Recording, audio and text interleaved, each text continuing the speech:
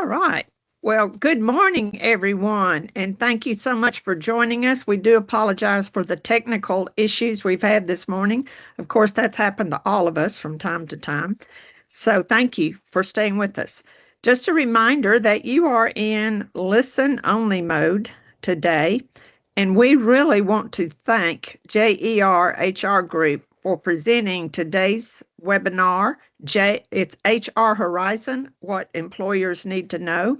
And as always, you'll receive that one SHRM PDC and one HRCI business credit. Remember, you're in listen-only mode today. However, our session is participative, so we want you to join in, and you can type any questions or comments in your chat box, and we will get to them and get answers for you. Your SHRM and HRCI business credits will be sent out within 2 days, and you'll receive a brief survey following today's webinar. Now I want to introduce you to today's speakers. We have Rebecca Becky Page, who is Director of HR Services for JER HR Group, and she's the former president of HR and the organization's co-founder, benefits admin, and state and federal employment compliance. Teresa, are you with us? I believe she is. Good.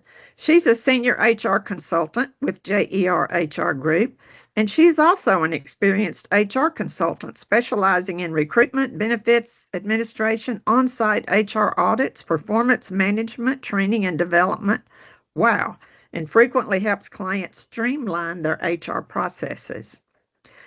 And we also have Christy Anderson. Christy, are you with us? Yes, good morning. Yes, good. She's an accomplished HR professional with over 30 years of experience in human resources management and consulting. Her experience spans diverse industries and key areas such as employee relations, audits and compliance, and operational excellence. So thank you all for being with us today. So be sure and join our chat box and type in any comments that you have, and watch for your credits within 2 business days. And I am going to turn it over to Becky now. Thank you so much. Am I giving feedback to anybody? Is everything sounding okay? Sounds good. Awesome. All right. We're going to jump in and just kind of review the agenda real quick. So first off, we're going to talk about federal employment laws and some current bills at the federal level, modern workforce strategies, building resilience and adaptability, some practical implementation skills. We do have a slide that has links for resources. And then, of course, we'll have a Q&A. We will reserve the Q&A towards the end of the webinar. Okay, the first 2 laws we're going to cover is no tax on tips and the new overtime rule. And I do want to emphasize we aren't, tax or payroll specialists. However, these things do have an impact on the HR operations, and it's really important for anybody handling HR to have kind of a basic understanding of what's changing so you can kind of spot potential issues. As with any new regulation or law, we all know there's many gray areas as details kind of get clarified. So if you have 2 specific questions on these 2 laws and how it applies to your organization, it's best to consult a qualified CPA or a financial professional. So the first one is overview of no tax on tips. It was effective January 2025 to December of 2028. The maximum deduction is up to $25,000. You want to keep in mind that it ends December 31st, 2028. So any prospective employees and current employees understand that. It applies to all cash and non-cash reported tips. So non-cash reported tips are tips added onto credit, debit charges, gift cards, tickets, other non-cash payments. Now, the qualified tips must be voluntary by the customer and not subject to negotiation. So qualified tips do not include some service charges.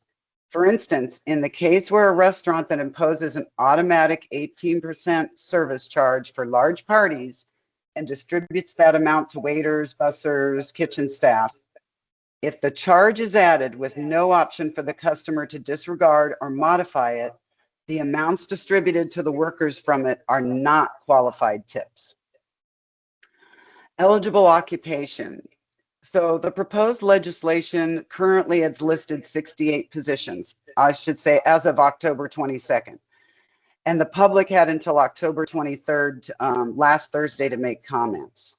They fall into 8 broad categories, and I'm just going to review a couple from each category. First category is beverage and food service. There's 10 positions. So not only wait staff, bartenders, but it includes chefs, cooks, and dishwashers. Entertainment and events is 11 positions. So that's gambling positions, digital content creators, disc jockeys, except radio. Hospitality and guest services are 4 positions. So that's bellhops, concierge, resort clerks, maids, and housekeepers, house cleaners.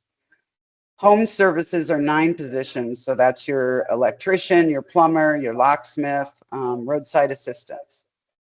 Personal services are 8 positions. So that's a private event videographers, tutors, babysitters, pet caretakers. Personnel appearance and wellness is 11 positions, massage therapists, tattoo artists, eyebrow technicians, recreation and instruction services, golf caddies, tour guides, sports and recreation instructors. And the last category is transportation and delivery, which is 9 positions, including parking and valet attendants, movers, pedicabs, carriage drivers. As I mentioned, we have a resource link at the end of this webinar. There may be additional positions added since the public had until October 23rd, so you'll want to refer to that. The last thing is all qualifying tips do have to be reported via the W-2 for the employees. And it's really important to remember that it is federal income tax deduction only.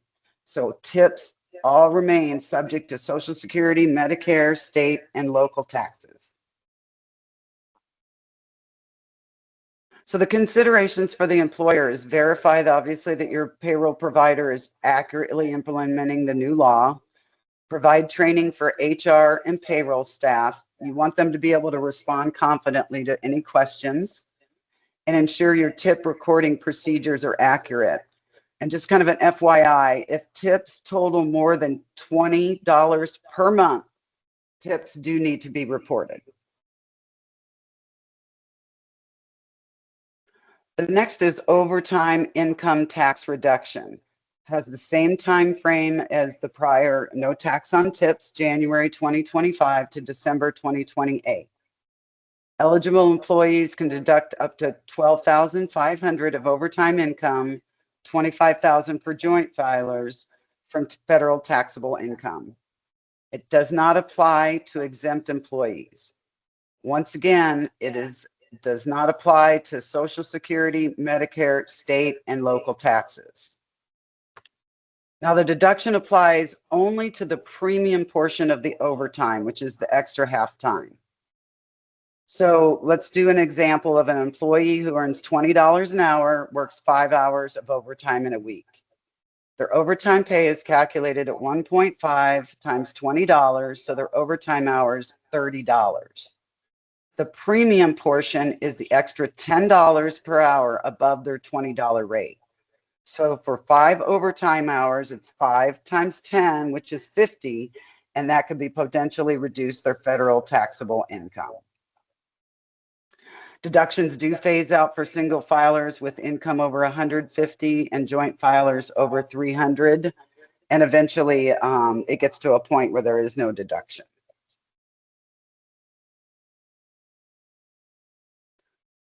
So the considerations for the employer is, again, you want to ensure your payroll software can track the premium portion of overtime so they receive the correct deduction. You want to educate the managers and supervisors on the new rules. And in my experience, providing specific examples like we talked about above kind of makes the information much easier to understand and communicate. Educate the employees on how it works and who's eligible. It is vital, vital, vital now to maintain accurate records of overtime, premium amounts, and deductions just in case of the IRS review. I mean, it's always been important, but make sure that there's accurate records. Also, really work with the CPA or a payroll specialist to ensure that you've implemented it properly, or if there's gray areas, how to handle. The last thing I want to say about these two laws is that companies really probably should refrain from establishing any kind of permanent compensation structure based on a temporary legislation. So caution you changing your compensation plan or things like that to include these benefits. Okay, now we're going to talk about, we're going to review a few key employment related bills. These are all at the federal level. And these bills may or may not move forward. Some of them have just been introduced, or some of them are not too far along, but they really are important because they highlight policy trends that shape employment law. So even if they aren't enacted, these proposals show where the conversation is headed in HR compliance. The first one is called More Paid Leave for More America's Act. Introduced in April of this year, its primary aim is to incentivize states to establish and expand paid leave programs. The key components are kind of federal grants and state collaboration through what they call I-Plan. So an I-Plan is a structure, and they have goals that they'll strive to promote coordination among states. So definitions of who's eligible, the administrative procedures, everything more aligned. So they're hoping to reduce the confusion that workers and employers have who have employees in multiple states. So I'm sure some of you on this call have kind of experienced someone living in one state but working in another, and there's different rules. From my perspective, of all the current bills we're going to talk about, this one's probably going to be the most challenging. Due to many states have already implemented paid family leave laws, but it is out there, and we'll see where it goes. The next one is called the Paycheck Fairness Act. This was introduced in May of 2023, and then reintroduced in March of 2025. So I find that interesting when bills continue to get reintroduced, that they move a little bit higher up on the attention. So this updates and strengthens the Equal Pay Act of 1963. Just a reminder to everybody, the Equal Pay Act made it illegal to pay employees differently based on sex for performing substantially equal work. Employers would now need to show that any pay difference is truly a bona fide related factor: experience, education, performance. It seeks to close loopholes in the pay discrimination laws.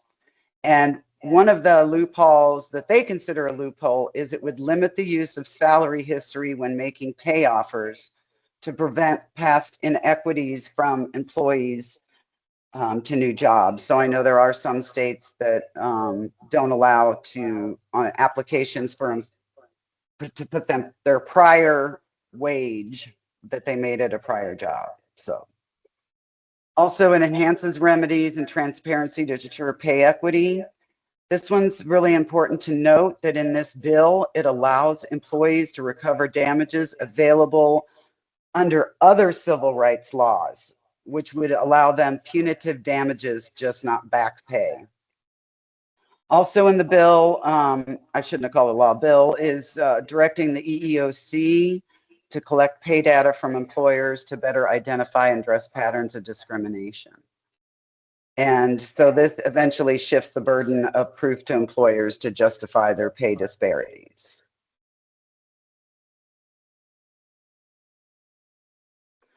Now, the potential impacts can be great. For the employer, you have an increased need for pay equity audits and documentation.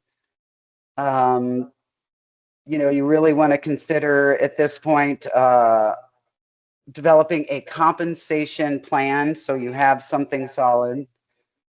Also, there's a greater legal exposure if pay difference are not job related or consistent with business necessity. There's more emphasis on transparency in pay practices. Now, this is a big change for private employers, some private employers that have always regarded pay as confidential. However, this trend was started by states, and there's currently 15 states that require employers to place a salary range in their job posting. California is 15 or more. Colorado is all employers. Maryland is all public and private employers. Minnesota is employers with most 30 employees. And effective today, actually, October 29th, 2025, it includes Massachusetts for employers with more than 25 employees. For employees, it provides stronger protections, a greater ability to challenge unfair pay practices, and expanded remedies, including potential damages beyond back pay.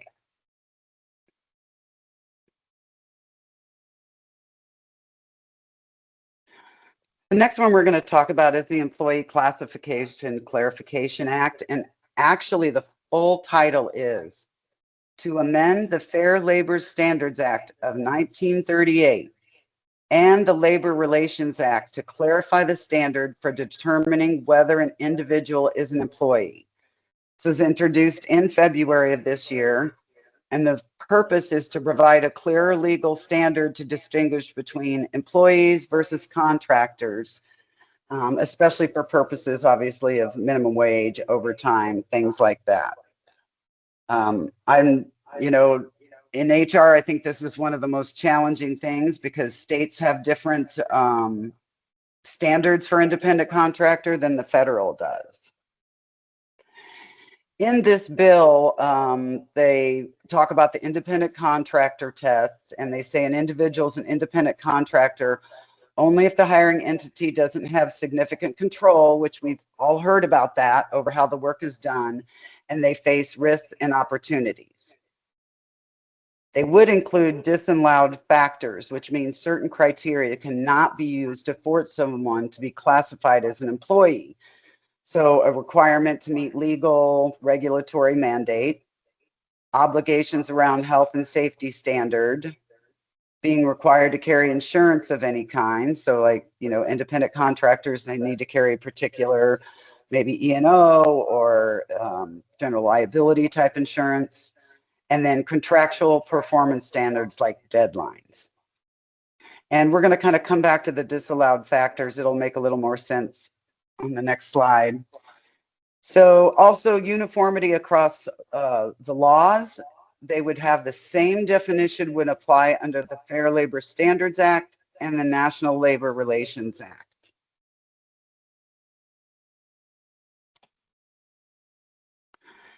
Okay, so implications and considerations, what it means for employer.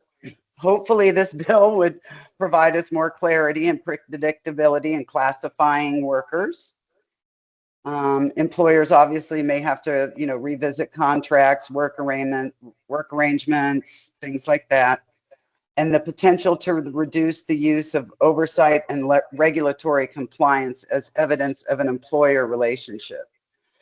So what I mean by that, and that kind of goes back to the disallowed factors. So let's say a business hires an independent contractor. So the big confusion is control, quote unquote, how much control. And in the past, there's been challenges whether, because a contractor has to abide by certain things. So let's say a business hires an independent contractor to deliver things. The contractor has to follow federal safety regulations. They have to conduct background checks because of security. They're also mandated compliance with anti-harassment training. So under previous interpretations, those kind of oversight actions could be seen as a company controlling the worker, suggesting an employer-employee relationship. So this bill aims to make it clear that following laws or industry regulations does not necessarily mean that the company is exerting employer level control. For the workers, some say, they may lose protections. There's a clear recognition of independent work and a narrower scope of employee rights and benefits.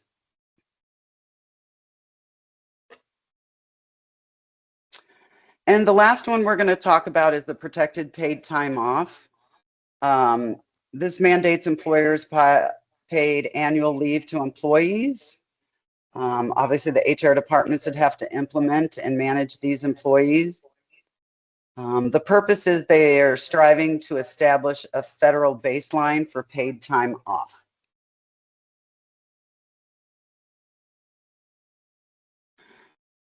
The general overview is the accrual rate is employees earn 1 hour of paid leave for every 25 hours worked, up to a maximum of 80 hours per year. The leave can be used for any reason, and the compensation is at the employee's regular rate. Employees can carry over up to 40 hours of unused leave to the following year. For accrual purposes, exempt employees are deemed to work 40 hours per week. Unused leave is paid out upon employee separation. And if rehired within 12 months, employees' unused leave is reinstated.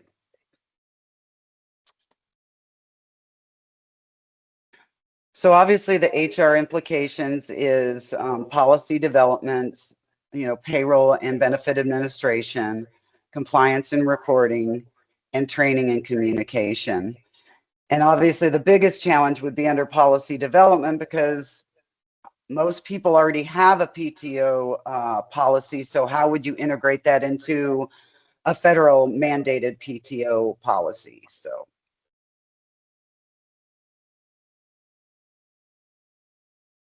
I'm wrapping up my portion, and we just kind of wanted to give you an idea of the trend and kind of what's been happening. And I think everybody that's in HR has seen that many states have enacted employment laws before the federal government. So just quick of them: paid family leave. This isn't all inclusive, but California, New York, New Jersey, Rhode Island, Colorado.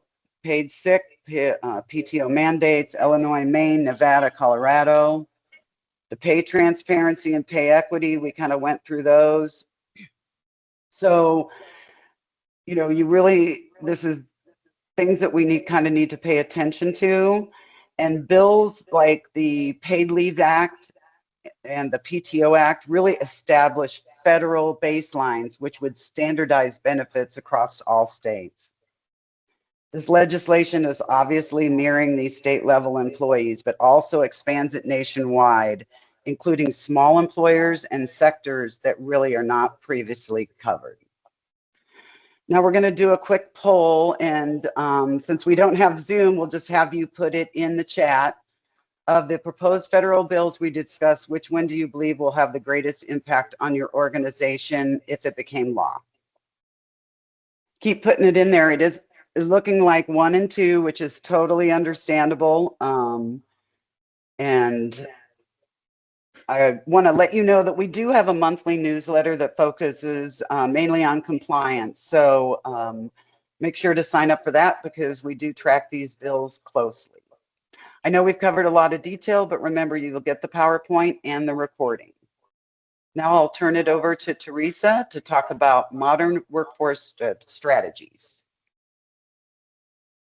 Good morning, everybody. Thank you so much for joining us. I'm going to talk about the importance of technology platforms. Technology platforms have become the foundation of many business operations. They connect people, data, and processes, allowing organizations to work smarter and innovate more effectively. I'm going to discuss how technology platforms can be essential for long-term success for your company.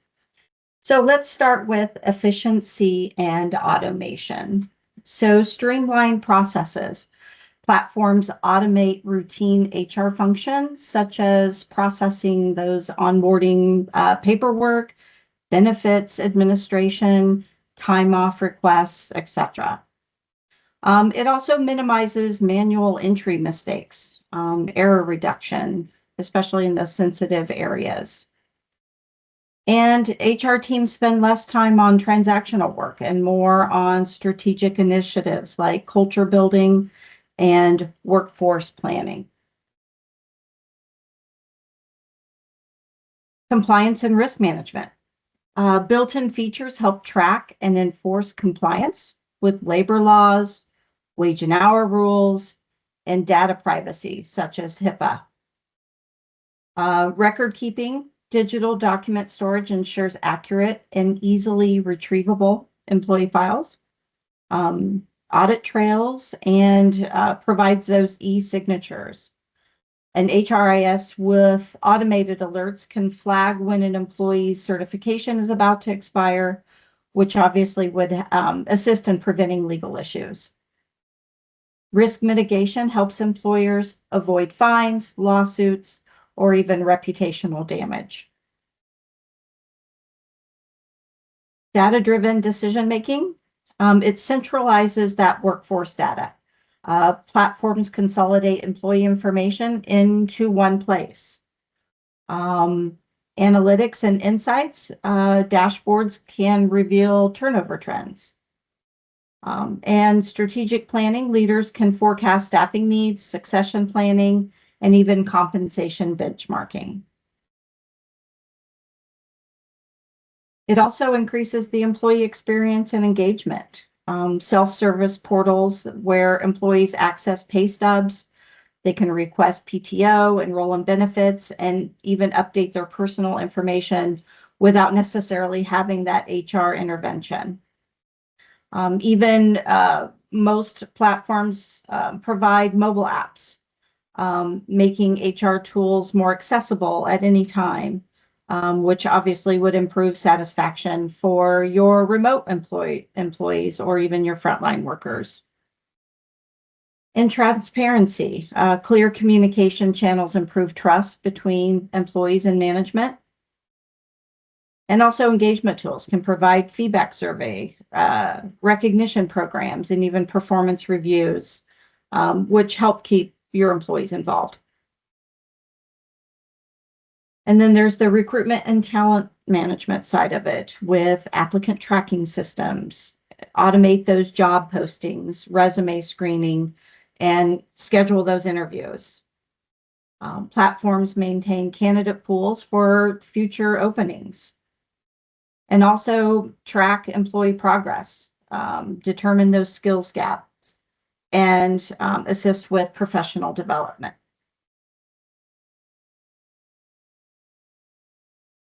Scalability and flexibility, the cloud-based solutions adapt easily as organizations grow. So starting off with maybe 10 employees and moving to 1,000 employees, could happen with minimal disruption. Remote workforce management platforms integrate video interviews, digital onboarding, and collaboration tools. In global expansion, some offer multilingual platforms that support international operations. Strategic HR functions, we talked about earlier, from admin to strategy. It reduces transactional work for HR so that we can focus on culture and leadership development, and even well-being. Business partnership, HR kind of becomes that driver of organizational strategy through workforce insights. And an employee-centric approach. Platforms help shape policies and programs that align with the employee needs and business goals. HR leaders can present data-backed insights at the executive table to influence business strategy. So finding the right system for your organization.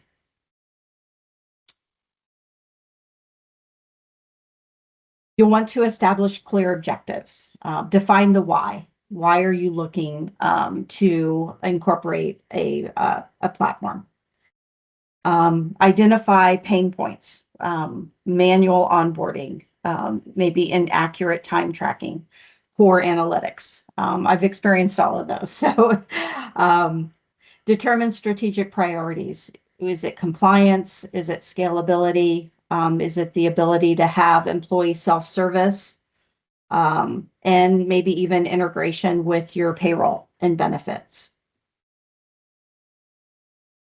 Form a cross-functional selection committee. Make sure that you obviously are including HR, finance, IT is very important, payroll, and any other end users, managers, HR staff, and maybe even employees. Obviously, executive leadership needs to be involved as well. Conduct a needs assessment. Identify those must-haves versus what might be nice to have features. Map out your current HR processes, recruiting, onboarding, performance, payroll, etc. Identify inefficiencies and duplication work. Create a requirement matrix of functionality for HR, timekeeping, benefits, analytics, etc. And develop a budget and business case. Justify the investment and secure the approval. What are those upfront costs? The implementation, licensing, if any, training. What are the ongoing costs? Subscriptions, upgrade, support. We all know you're gonna need support. So is that built into the price? And then what is that expected return on investment? Is time savings, reduced compliance risk, and even utilizing those better analytics. Research and shortlist vendors. Narrow your list down to 2 to 4 qualified options. Review case studies and references. Ask for demos that maybe are tailored to your workflows or your industry. Evaluate service reputation, scalability, and their roadmap for innovation. Evaluate and compare solutions. Compare user experience, analytics capability, integration, staff training, and customer support. Gather feedback from demo participants. And also conduct a security and compliance review as well. Pilot and finalize the selection. If possible, test real-world performance before commitment. Run a limited pilot, if at all possible. Validate performance, user adoption, and data accuracy. And then implementation and change management. Make sure that you ensure smooth adoption of the platform to maximize your ROI. Develop a detailed implementation timeline. Assign a project manager, more than likely someone in human resources. Communicate benefits and changes clearly to all employees across all levels. Provide training and ongoing support, which is key. And then monitor the adoption of the platform and gather any feedback that you can to make enhancements. And then just review and monitor continuous improvement, making sure that you keep the system aligned with evolving business needs. Okay. Now I'm going to talk about creating a remote work policy and some of the key factors in doing that. Implementing a clear remote work policy ensures productivity, accountability, and flexibility for both the employee and your company. A strong remote work policy sets those expectations, it builds trust, and certainly helps employees succeed from anywhere that they're working. So you want to cover the eligibility and scope. Define which roles are eligible for remote or hybrid work. Clarify whether the remote work is just temporary, if it's a permanent option, and what the flexibility is with that. Is it just for when there's bad weather, etc.? What are the work hours and availability? Make sure that you outline the expected work hours, when they need to be available, that core availability, and response time to colleagues or clients. Address flexibility with that, or if it's fixed schedules, that needs to be very clear. Consider time zone differences if employees are remote across regions. What's that going to look like for those employees? Performance expectations. Make sure that you set clear productivity and deliverable standards. Define those communication channels. Is that going to be on Teams? Is it going to be Slack or email? Outline expectations for attending virtual meetings and maintaining responsiveness. Equipment, security, and data protection. Define what equipment the company provides. Require secure Wi-Fi or VPN use and compliance with IT and data security policies. Clarify rules on personal devices for work. Obviously, you'll need to check with your state to determine, what you must provide when you do have remote employees. As far as laptop, desk, some states differ on what they require. Compensation, benefits, and expenses. State whether pay differs by work location based on the cost of living. Clarify reimbursement for internet, phone, or office setup. Again, check with your state, as several states require the employer to reimburse for these necessary expenses. Ensure compliance with wage and hour laws, especially for your non-exempt employees. Make sure that they're, clocking in or clocking out or whatever for their work time, and overtime tracking. What are the dress and attire guidelines? Make sure that you set expectations for professional appearance during virtual meetings. Is it the same standard for internal meetings versus external meetings? Consider including guidance on casual clothing for just regular remote work when not in meetings. Virtual meeting backgrounds. Include guidance on whether you want to use neutral or professional virtual backgrounds to maintain a polished appearance during meetings. Obviously, ask your employees to avoid any backgrounds that could be offensive or distracting or even inappropriate. And that could be in both your internal and your external meetings. Provide recommendations for consistent appearance across team meetings to maintain a cohesive and professional impression. Communication and culture. Set expectations for regular check-ins with managers. Encourage participation in virtual team meetings and company-wide events. And provide guidelines for respectful digital communication as well. Outside employment and polyworking.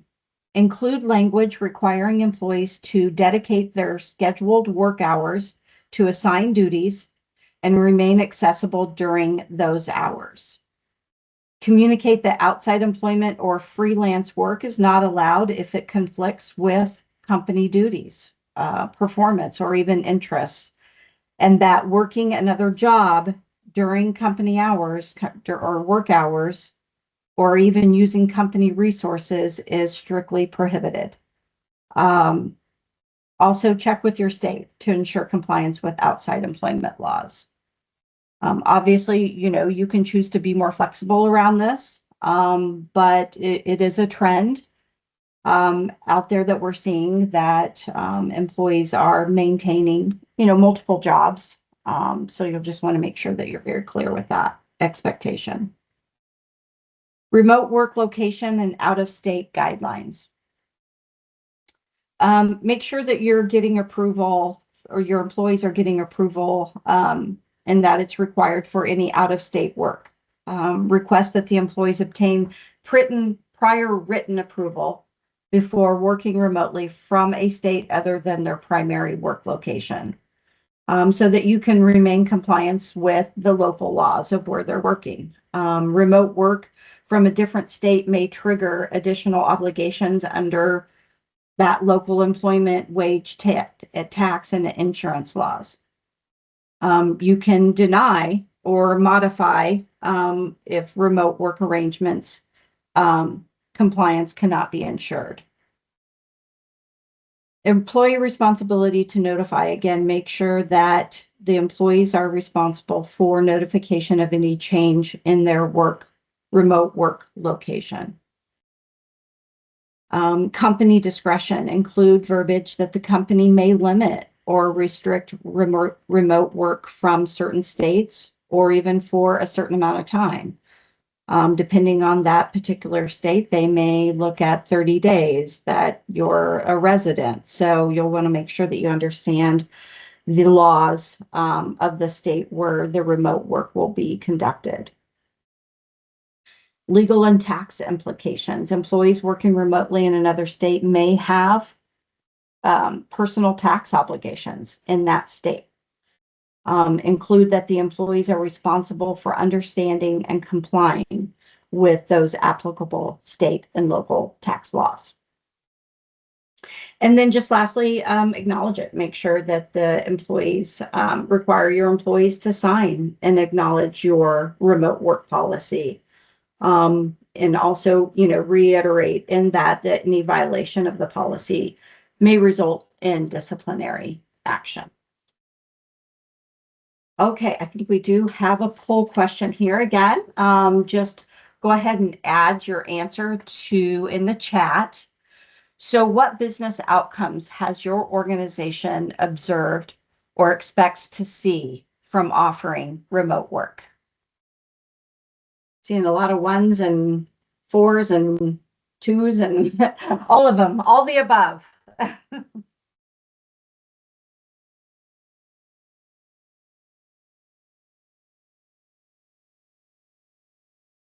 Wonderful. All right, well, thank you for participating in the poll. I am going to turn it over to Christy Anderson now. Hi, everyone. We're going to talk about building resilience and adaptability. As HR leaders, we can design brilliant strategies, but they only matter if they're implemented well. Implementation is where credibility and results are built. It's not about doing more. It's about executing the right priorities with structure, communication, and accountability. That same principle applies when we face disruption and change. Now we're shifting into one of my favorite leadership conversations, building resilience and adaptability. In HR, resilience isn't just about bouncing back. It's about preparing our people, our systems, and our culture to bend without breaking when change comes. Over the following few slides, we'll explore practical tools for adaptability. We will discuss real-world strategies to prepare for the unexpected, and we will highlight how data and communication anchor stability during disruption. This section will help you identify tangible actions to strengthen resilience in your own organization. Heraclitus is quoted as to have said, "Change is the only constant in life. One's ability to adapt to those changes will determine your success in life." In HR, we are hit constantly with change. Things like new laws, hybrid work, remote work, AI, evolving expectations, employee relations, payroll issues, you name it, we get it. Today, HR leaders are architects of resilience.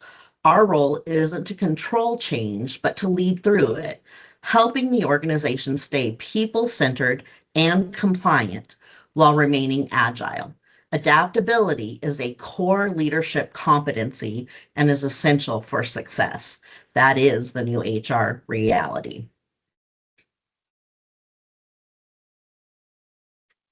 Resilience reaches across every HR function. We drive agility through policies, processes, and people systems, from compensation and benefits that flex with market shifts to learning and development programs that upskill employees quickly to analytics that predict turnover and skill gaps. Culture is our HR anchor.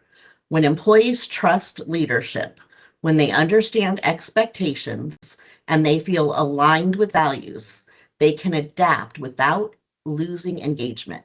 Our systems like HRIS, performance tools, communication platforms, they all reinforce that culture by keeping information transparent and consistent for our employees. True resilience happens when every HR area like compliance, employee relations, succession planning, talent management, even health and safety work together to support adaptability.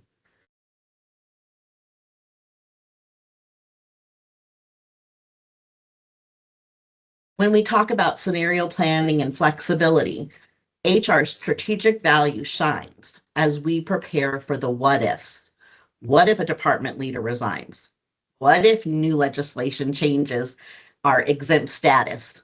What if a disruption impacts payer scheduling? What do we do?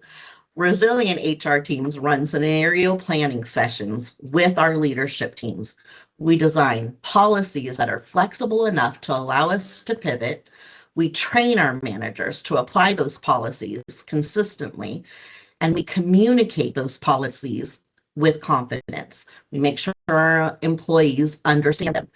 When we combine proactive what if thinking and build adaptable policy design and train capable managers, HR becomes the stabilizing force that keeps organizations steady amid uncertainty.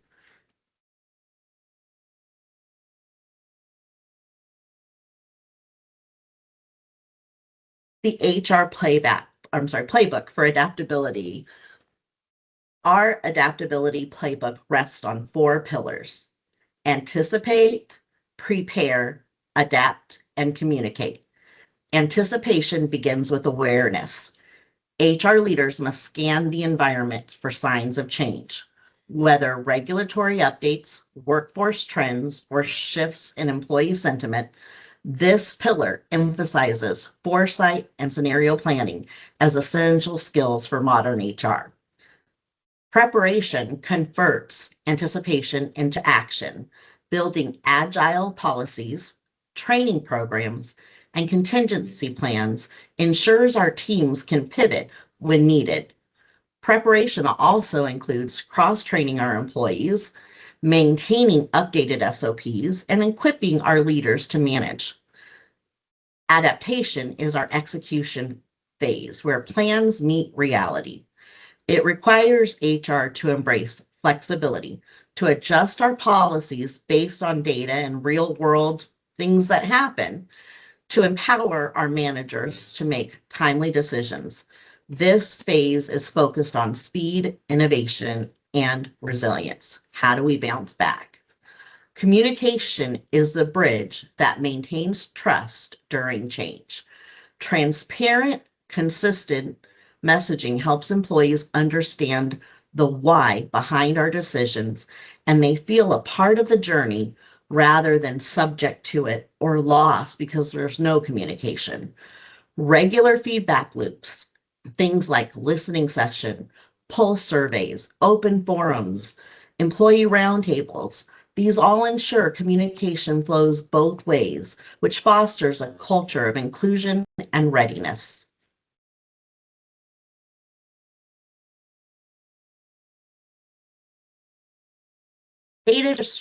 Data-driven decision making. Data turns resilience from instinct into insight. When HR uses analytics effectively, we move from reacting to problems to predicting and preventing them.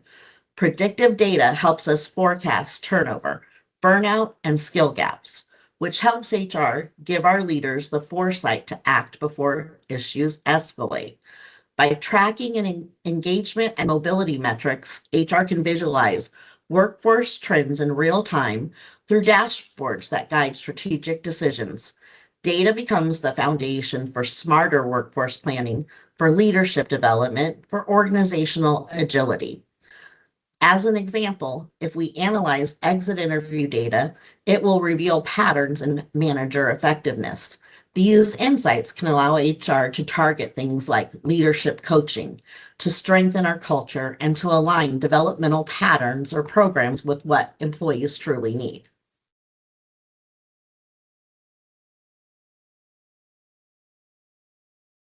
Communication as a resilience multiplier. Transparent communication builds trust, but two-way communication sustains it. Listening is just as vital as talking. We need to create safe spaces, to create listening session, those pulse surveys, those informal check-ins. All of these things are created to invite employees to share their feedback. And then I feel this is one of those things that's critical, the follow-up. When people speak up, they need to see a response or an update.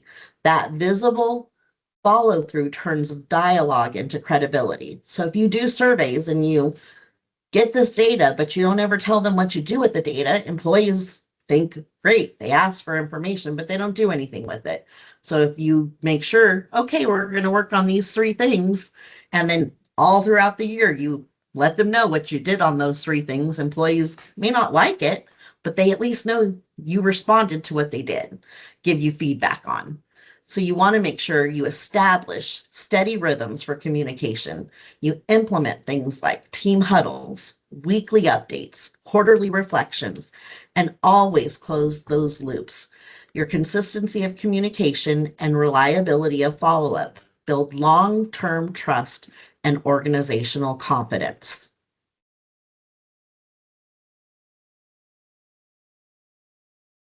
HR leadership, the mindset for the future. Think of HR as the organization's shock absorber. We absorb disruption, we steady the pace, and we help the organization regain balance. Effective HR leaders model calm, compassion, and confidence, even in uncertainty. When we lead with empathy, people adapt faster because they feel respected, supported, and seen. Our steadiness builds trust, and trust forms that foundation for engagement, collaboration, and innovation. In today's evolving workplace, this mindset to me is not optional, it's strategic. True leadership looks at challenges not as setbacks, but as catalysts for innovation and for growth. Every disruption presents a chance to refine systems, to reimagine processes, and to strengthen our culture. By reframing challenges as opportunities, HR helps organizations stay competitive, resilient, and ready for what's next.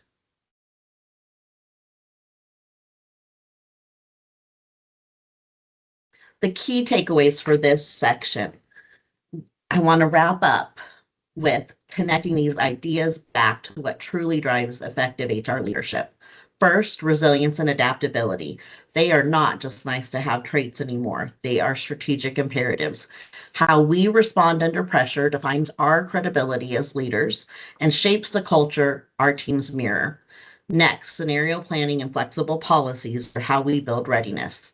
It's about preparing our people and systems to flex, not break when change happens. Data and communication are what translate plans into action. When we pair evidence with empathy, we guide decisions that are both informed and human-centered. And finally, as HR leaders, our real edge comes from balancing foresight with empathy, seeing what's ahead while staying deeply connected to the people navigating it with us. That balance is what transforms HR from a support function into a strategic driver of organizational success.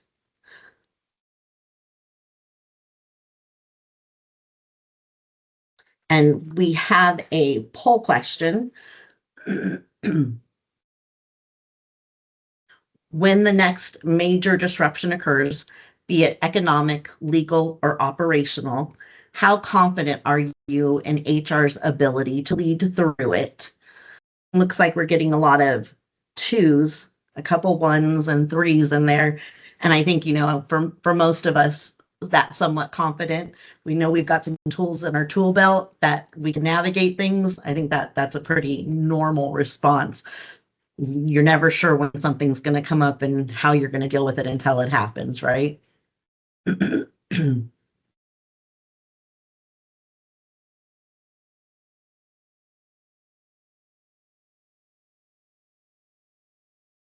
All right.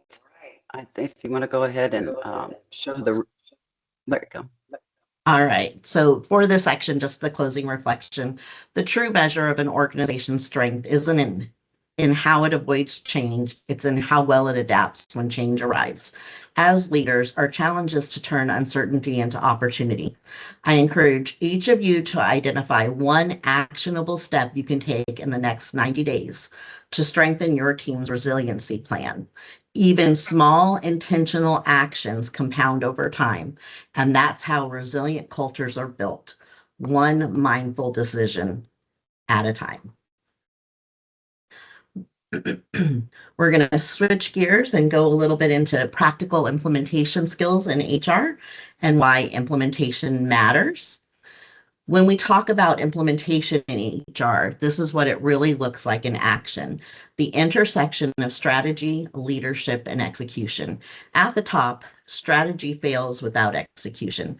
We can have the best plans on paper, but without consistent follow-through, they never reach the front line. Implementation is what brings a vision to life. On the left, leaders need doers, not just thinkers. Every organization has great ideas, but real progress depends on people who translate those ideas into action.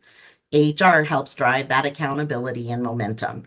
And on the right, this is HR's core role, turning compliance, culture, and change into reality. We operationalize what others imagine, policies, behaviors, and systems that actually work day to day. Where all three meet, that's where HR creates real organizational credibility. Implementation is how we move from being strategic partners to being impact makers. Core implementation skills, these are your 5 essentials: project management, timelines and accountability, change management, communication and reinforcement, influence without authority, basically moving progress across functions and getting that stakeholder alignment. Analytical thinking, taking the decisions, the data we use for decision making and connecting those data to make an impact.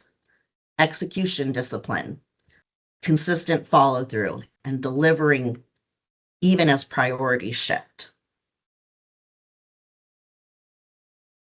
Translating strategy into action. When we talk about this, this is where HR truly delivers impact through execution that builds culture, retains talent, and safeguards compliance. Build a performance culture. This starts with equipping managers to give clear, constructive feedback and run effective calibrations. When feedback becomes consistent and fair, accountability follows, and consistency drives performance across the organization. Increase retention.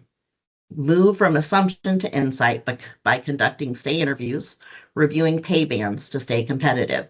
When employees feel heard and valued, turnover goes down, engagement goes up. Ensure compliance. Finally, strong implementation keeps us audit ready. Automate tracking, scheduling audits, closing gaps before they become risk, reinforces trust with leadership and employees. In short, strategy sets the direction, implementation drives momentum, and impact proves value.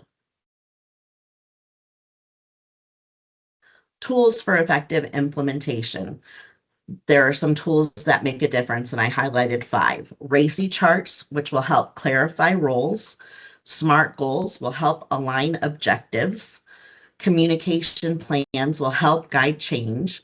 Dashboards will help track your progress.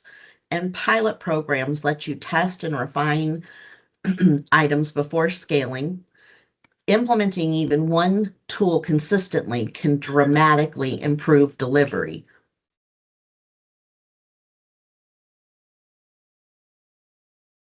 Common barriers and solution. Every project hits barriers. Things like lack of buy-in. You want to engage early and share small wins to overcome that. Poor communication. You want to use multiple channels. Make sure we're getting those messages out. Things like too many priorities. You want to phase them, break it into smaller items so that you can, make it actually achievable. No accountability. Assign owners, monitor deliverables, do that follow-up. Visibility and ownership will help you drive success.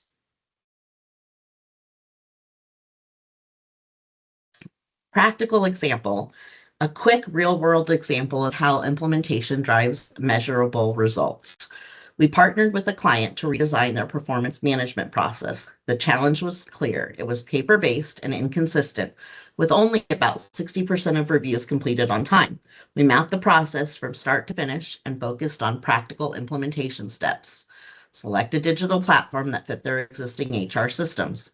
Train managers to use it effectively and to reinforce accountability. Monitor adoption closely and provide quick support where needed. The result, within one review cycle, their completion rate jumped from 60 to 95%. That's what implementation looks like in action, turning inefficiency into measurable improvement and building trust in HR's ability to deliver results.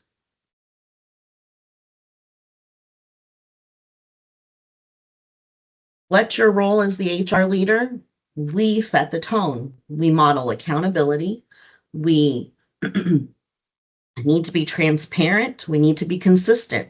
We also are the champions. We have to champion progress, and we need to do that over perfection. We need to align HR initiatives with our business metrics. We also need to build capability across our teams.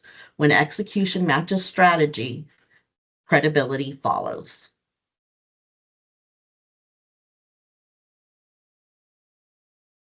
Key takeaways for implementation. To wrap up, here's what it all comes down to. Strategy without execution is just aspiration. Ideas only matter when we bring them to life. Implementation builds credibility. It's how HR earns a seat at the table and keeps it. We strengthen that impact when we equip teams with the tools, clarity, and ownership to act on what we design. And finally, we measure outcomes, not just effort. Progress isn't about activity, it's actually about results. That's how HR transforms from a support function into a trusted strategic driver of organizational success. And that's all I have.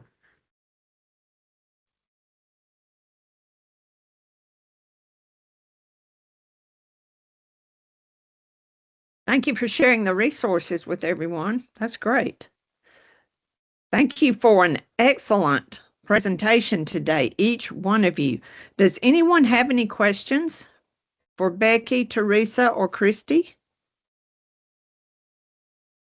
It looks like there's one question in there from Sanchita about, as a mostly finance and tech person, how do we ensure technology doesn't replace talking to people? Which is a great question, Sanchita.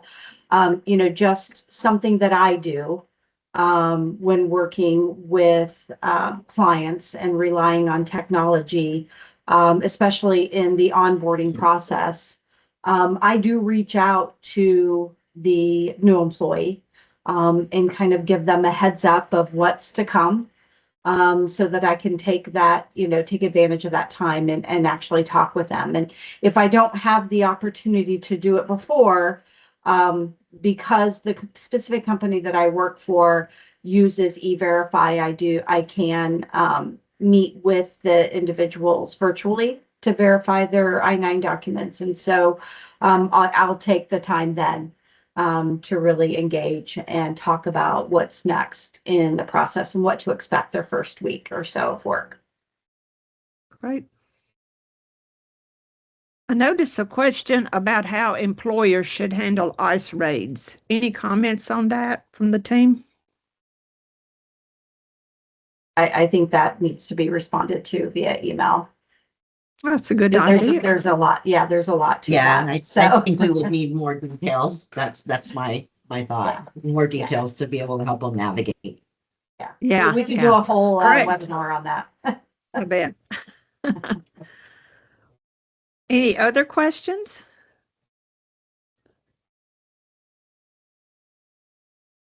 Yes, and notice from Sanchita here that you have info@JER HR Group if you want to send your questions in. And we are just so glad to have you guys on today, and we thank you for this invaluable information. And I understand everyone's going to get a copy of the PowerPoint. Is that correct? Yes, they'll get a copy of the PowerPoint and the webinar recording. So please keep a watch on your inbox for that. And if you have any questions, I know we have exceeded the time. So if you think of anything later on, please email us, or any comments, please share with us, and we will get back to you soon.